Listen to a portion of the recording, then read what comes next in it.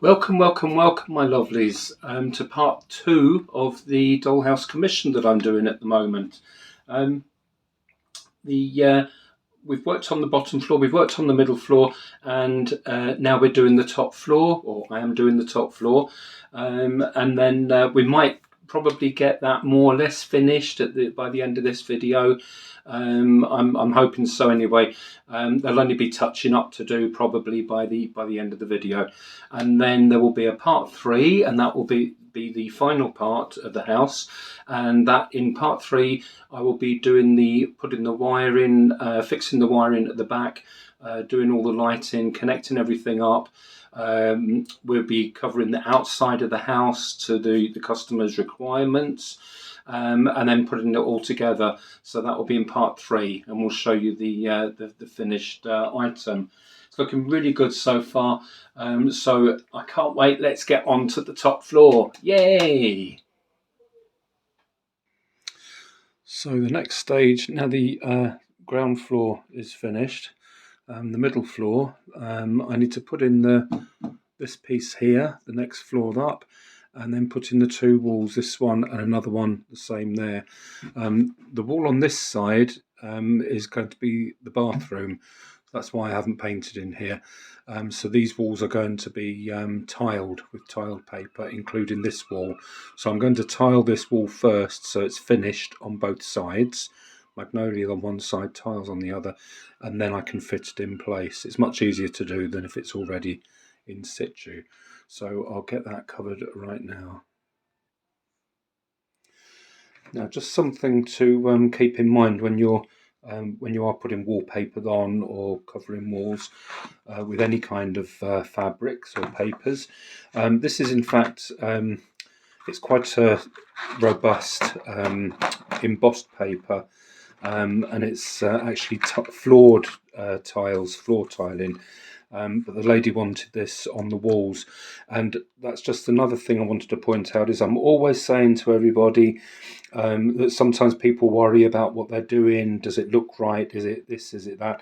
I always say it's your house. Do what you want. And the lady wants these tiles on the walls. The lady will have tiles on these walls. So what I'm going to do is just stick it. Basically, I'm not going to bother cutting it out. First of all, I'm just going to put glue on the wall, lay it down and glue it onto the paper so it's exactly dead square, and then when it's dry I shall cut these bits out around it, leaving the wall covered perfectly. Just something to take into account, I always check this sort of thing with all wallpapers or anything I'm putting on the walls, is if you line that up to the bottom of the wall there. Hang on. Sorry again, doing all this with one hand. Always check the depth of your skirting board or your baseboards. And when I lay that down, so that'll be floor level, you can see half a tile. To me, that doesn't look professional. Some people wouldn't care, some people would. I do. So take that into account.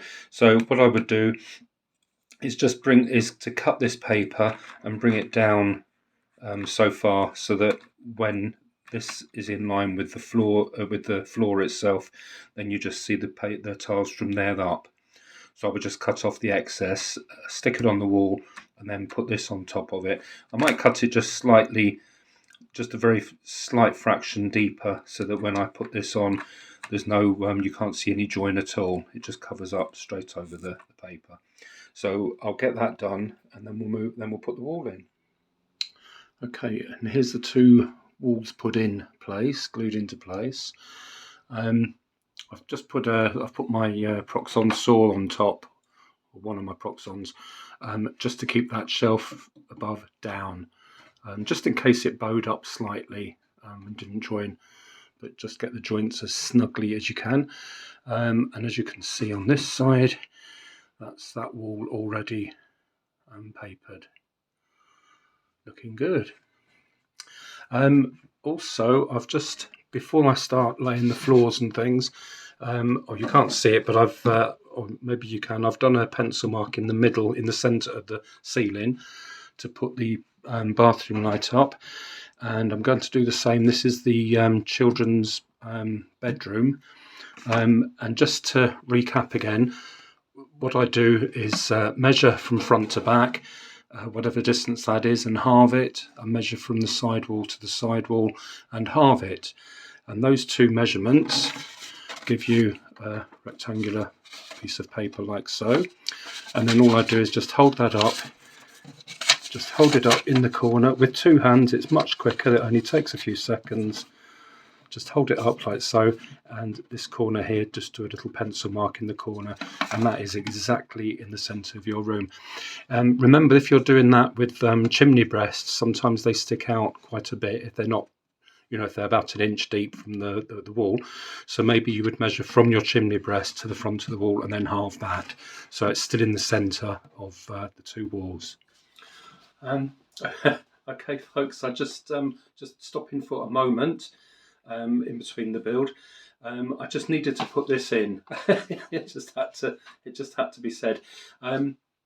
First of all, thank you for all your comments that you write on my videos, and I, as you probably aware, I do probably reply to nearly all of you, most of you.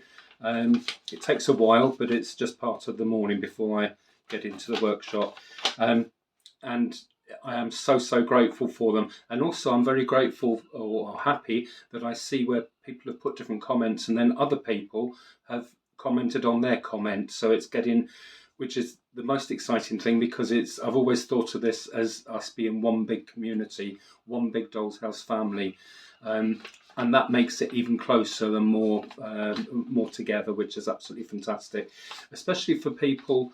A lot of people write to me and say that they're in sort of further out places in the world, that they can't get to Doll's House things so easily, so they feel a bit isolated at times. People like yourselves, that is just what brings us together, is all this communication and all this backwards and forwards chat.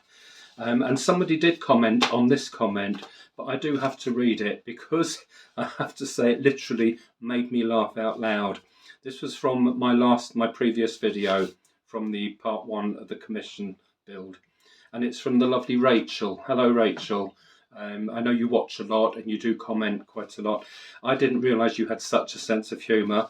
It's right up my street, as I must say. But anyway, your comment on the video was, "Thank you for another delightful video. Stairs have always given me apoplexy." Stairs have always given me apoplexy, and I'd rather give the dolls a rickety ladder than build stairs. But I'm learning, and your tips in this video make the likelihood of my need for more medication much reduced in the future. Thank you. Someone else out there has found that funny, and I just wanted to share in case you hadn't looked at all the comments and hadn't seen them. Oh my God. This happened, I read this about an hour ago, and I've been trying to build up the energy just to say it on here, because every time I thought of your comment, I couldn't speak. Anyway, let's carry on. Thank you, Rachel. And maybe I should start a some kind of therapy group on here. Maybe if anyone would like that, please make a comment. I have been told I've got quite a calm voice, so you can all lay back and you can close your eyes. Breathe in and breathe out. Let's get on with this build. Okay, now let's move on. When you're working, when everyone's doing their houses, a lot of you will just do things without thinking. You just know it. This could be the simplest little thing, and you don't think to pass that information on, because it's a given that everyone knows. And as I'm working and going through my thoughts of what I'm actually doing, I always think to myself, does everybody know this? So there could be someone out there that hasn't thought about it, or it makes life slightly easier. It's not a big deal, but it's still just tiny little differences. So lighting. This is one of the lights for the rooms, the ceiling lights. What I normally do is when I take it out the box and unravel it, I'm not going to use the plugs.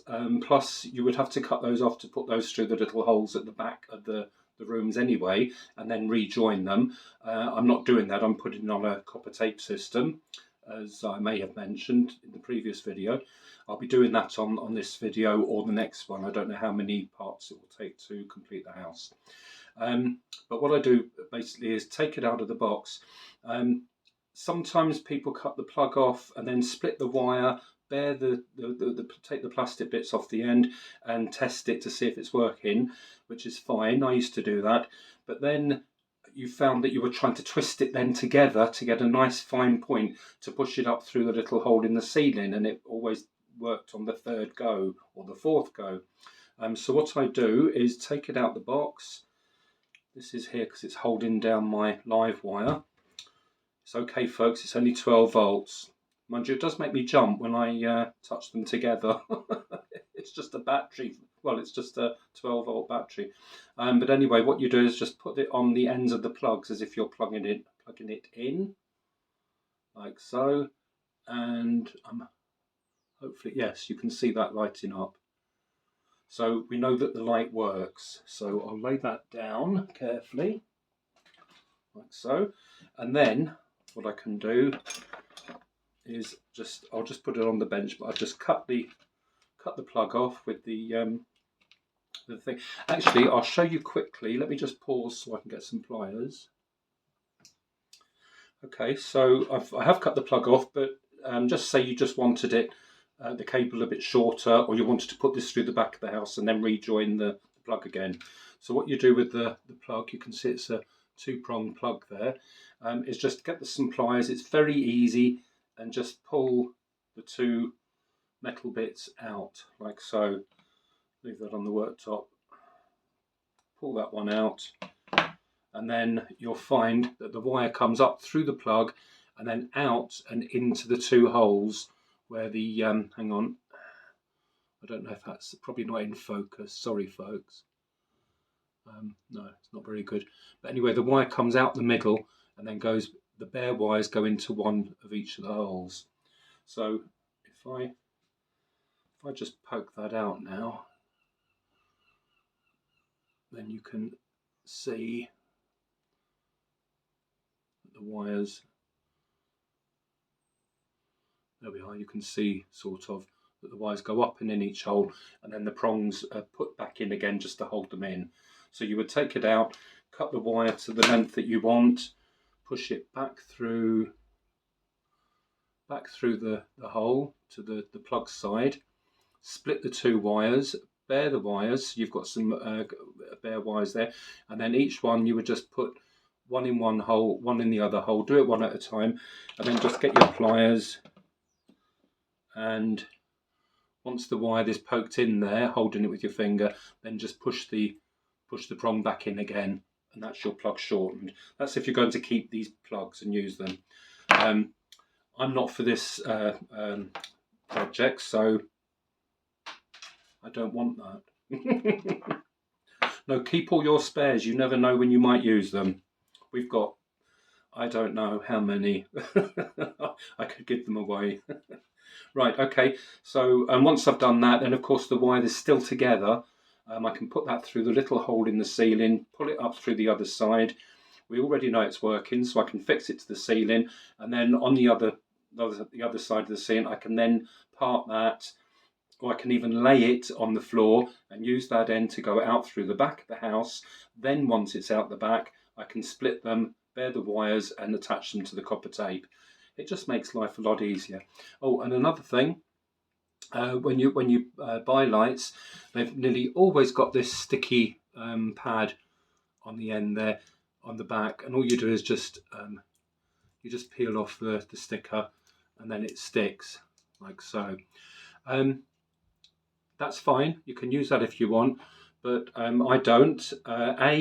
You can, from the ceiling, you can see that the depth of the sticky foam there looks unprofessional, especially if you're doing it for a customer. And also, after time, some of these do come unstuck, the stickiness, and you will find that the light is fixed in the ceiling, but it's hanging off because the sticky pad has come unsticky. So be brave, get the sticky pad, get your fingers in there, or your nail, or tweezers or something, and just, if I can just do this, and just peel it off. So it's just showing the inside of the plug there. So that's the sticky pad gone, and I can't throw that across the room now. Who knew? Who cared? Right. It's got, now you see it, now you don't.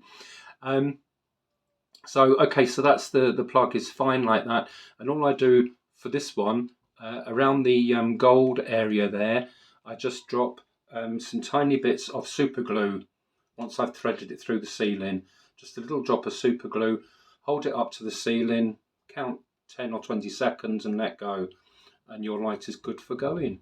And it will stay like that a lot longer than these silly sticky pads. So that's my opinion, and I hope it's helped somebody. Okay, I just wanted to show you guys, when I put the walls in the upper floor, obviously there's a ceiling or the floor, depending on how you look at it, in between, and then the lower walls. So that forms a ridge there, if you can see, looking down there. That, you know, it could just be painted over. You would still see the lines. It wouldn't cover it up completely, but it does look like a kit then rather than a real house, I feel. So I have, oops, sorry, fingers in the way. So I'm doing both sides with a quick dry and poly filler, using palette knife, an artist's palette knife, to put it on, and then you can get in there quite easily to do that. And I'm using, as I said, a quick drying poly filler. Dries in 5 minutes apparently. So once that's dry, then I can sand it, and then a few coats of magnolia. And I'm sure, I'm sure probably because it's such a difference there, even when it's sanded and painted, you may still see a seam or a different shaded line or something, but we'll see. It'll be better than not flattening it and sanding it. Okay, when I lay this kind of carpet, it's got a sticky back to it. So you just peel the paper back, or peel the plastic sheet back, and then glue it on. And I always start, if I was laying something like this, I would always start from the back and get that nice and square and even on each side, and square on so it wasn't laid diagonally, and then just slowly, I'll do this with 2 hands, but I'll finish it off with both hands, but just to show you, I'll just pull it out a bit and then smooth it down without stretching it, although I don't know if it does stretch, but just nice and softly, and just do that and pull the whole thing out until it's all just laying flat. Okay, so that's the carpet laid. It went on perfectly, so that was good. And I've laid the skirting board and the coving up at the top. I have the light to fix here, and I think there's 2 plug sockets going in this room, the same as downstairs here. So I shall just drill holes, put those in, fix those to the wall, and put the light in. And the coving and the skirting, just in the very corners there, it has gone in very neatly and very snug, but where you can just see tiny gap, I'll just dab it with a very fine I was going to say a toothbrush. I may not use a toothbrush, it may make a mess of the wall, but paint that very just a little brush to smooth the joins over. If I come down into the bottom hallway here, just to show you now, I have put coving along the top of that piece of ceiling, and I've put coving along this piece here. Also, where the stairs met the wall, it was just a straight line of wood and a tiny gap there.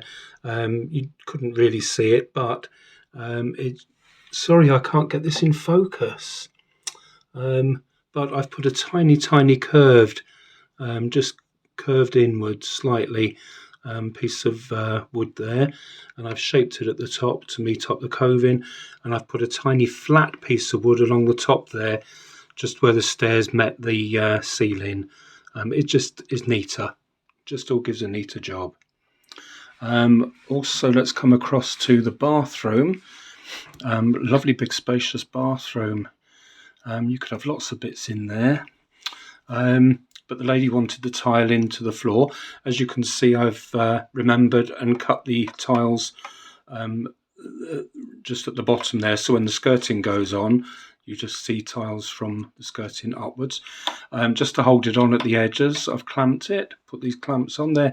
I use those for loads of things. They're absolutely excellent. So I'll let that dry off.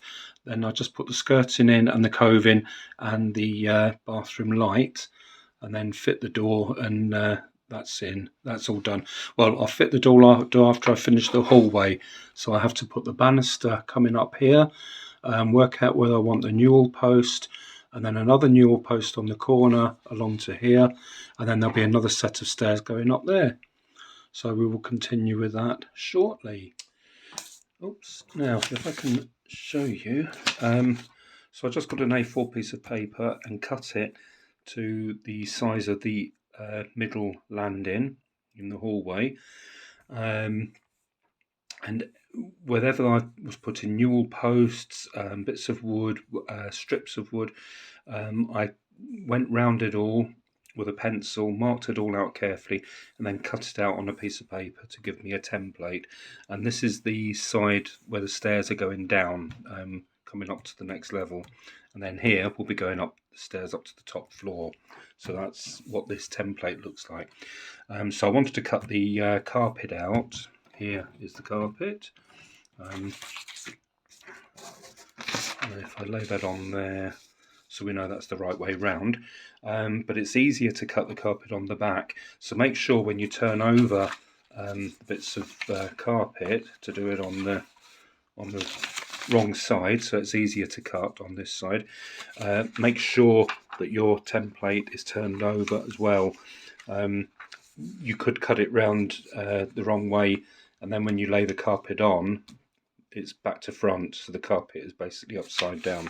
So make sure you've got that the right way around. I didn't do it wrong this time, but I have done it wrong in the past. Cut out nice pieces of different fabrics, and then only to find that they're the wrong way round when you try to put them in place. So I shall come round here and show you the finished piece of carpet. You can see here where all the bits are cut out for the newel posts to go around the top, and the shape that I've done here. I've done a different shape here just to add interest as you go up the stairs, so you'll see that when I put the stairs into place. I've also got, I don't know if you can see it on camera, but there's strips of white wood there and in there as well, the same as the lower floor. There's little strips of white wood for these newel posts to stand on. It just gives it a look, and it just makes it look different. There's more work involved, but it just all adds to detail. So I could put the newel post in now, and the other one here, and the spindles, but I don't want those to get in the way of me while I fit the stairs. And I don't want to fit the stairs next, because I want to start from the top floor and then work my way down the stairs. So although this room isn't finished yet, the bathroom is, the lights are in, everything else is in. But I want to start on the top floor next, and start with the hall and work my way down. So we'll do that next. Okay, just to show you quickly, to get the templates around the right way when you're cutting out carpets and things. This is now the top landing, and I've come up to the attic area, and I'm going to do the carpet around the banisters there. This will be a big hole cut out, so the stairs come up through here and they come onto this bit here. Then we'll have newel posts and then banisters all around here, so people can't fall down the stairs. So as you can see, I've cut the carpet the same width as the walls and the template, so the walls come up here. And as you can see, this isn't symmetrical. The way I've worked out the banisters and the rails, this is basically how I want the template to be. So lay it the right way up on your carpet. So you want this on this side and you want this on this side, and then turn the whole thing over, just keeping it all flat like so, and then just get hold of your template, lift it out and keep it the same. Don't turn it over, just keep it the same distance. You've just slid it out from underneath and put it on top. So now with on the back, you can see that this bit is on this side rather than the left hand side. So when you cut it, you've cut it out this way, you turn it over and it will indeed be the right way round. It's just an easy way to do it. Okay, here we have the stairs at the top of the landing. Lots of spindles, Spindle City. But I'm really pleased with it. Just take your time when you're doing stairs with the spindles and the banisters. If you haven't done them before, if you have and you're very good at it, that's fine. If you're not, just take it easy, a little bit at a time. It doesn't matter how long it takes. Now we can put the wall in here, and this leaves the last room to decorate, which is the sewing room. So let's get this done. Okay, there we have the wall in and the bedroom, the sewing room finished. Well, it's not finished. I've got to put coving in the roof and the light. So I'll get that done. But we'll sort of wrap it up here, I think, as there isn't much left to do. Okay, folks. Before I wrap up this video, this is part 2. I will be doing part 3 very soon. That will be out very shortly. But before I sign off here, I just want to show you a very quick clip, first of all, because it's very exciting. We were out the other day. It was a very lovely sunny day. I took a day off. Yay! Yes, we took a day off, and we went out with our best friends in one of their new cars. And just so you know, it's the partner he bought it from Texas, and it's I think, if I've got it right or not, I probably haven't, but I think it's a Ford Park Lane car. Ford Park Lane, and it's registered and it has its number plates now, but it's just come over. So we went out for a lovely drive. We went out for lunch. We went to some antique shops. We had a really good day out.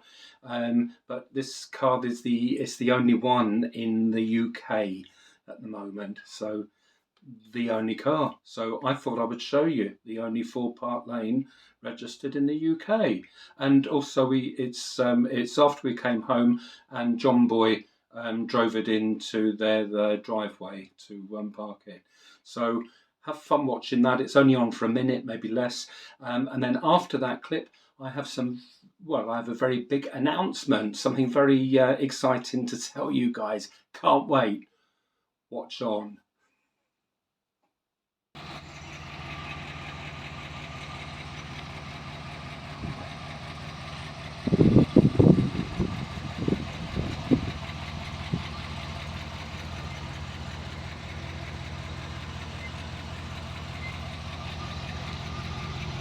Here we have John Boy driving the Ford.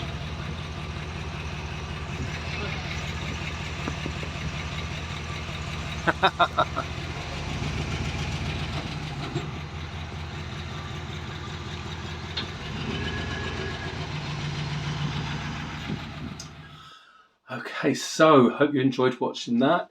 Now, the big news. The big news is, first of all, thank you so far for everybody that's been emailing me and asking for quotes for their dolls' houses, to have them designed by me and decorated by me.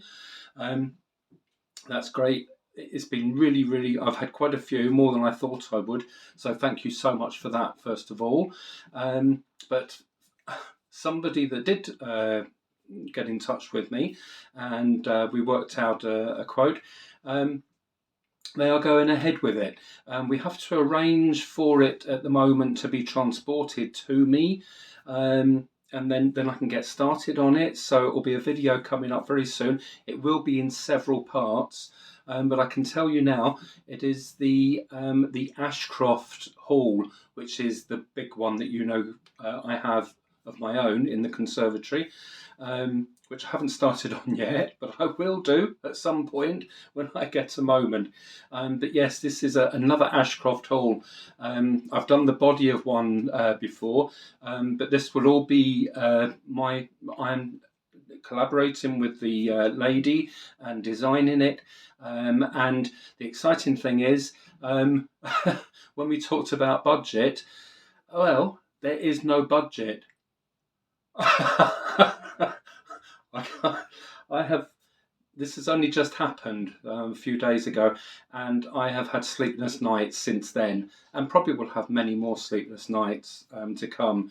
But my mind has been going crazy. I know the style of house they want, and the decor, what we want it to look like, and the period. So it is going to be absolutely amazing. I haven't ordered any of the parts yet, but eventually they'll all start arriving, and it's just going to be one hell of a journey. So it's so exciting. No budget. It's like an interior design doll's house person's dream. So yes, it's going to be in my head already. It's starting to look fabulous, and I'm just slowly working my way through the house. So yes, so look out for that, because that's coming extremely soon. But before that, we will do part 3, and we will finish my lovely commission I am doing now. It's looking really good so far. I'm loving it. So anyway, we'll speak to you again soon in part 3, and take care, everybody, my lovelies, and hope you keep well. Until next time, bye.